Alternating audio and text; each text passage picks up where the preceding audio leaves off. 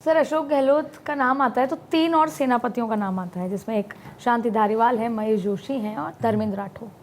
तो इस पूरे घटनाक्रम में टिकट वितरण के शांति धारीवाल को टिकट मिल गई, काफ़ी चीज़ें हुई, काफ़ी चर्चा हुई, लेकिन महेश जोशी और धर्मेंद्र राठौर को नहीं मिली।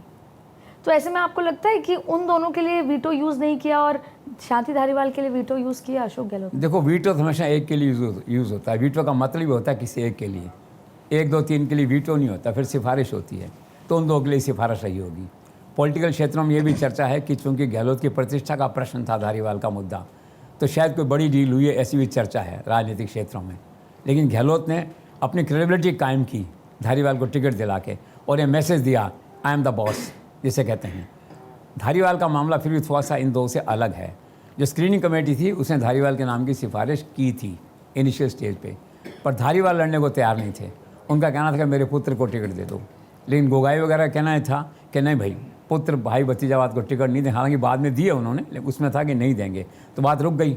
इसके बाद फिर बैठक हुई स्क्रीनिंग कमेटी की, तो कुछ लोगों ने शिकायत की सोनिया गांधी तक, पायलट कैंप के लोगों ने की होगी प्राइमरली जो है कि क्या हो रहा है, धारीवाल का टिकट ही नहीं कट रहा है यहाँ पे।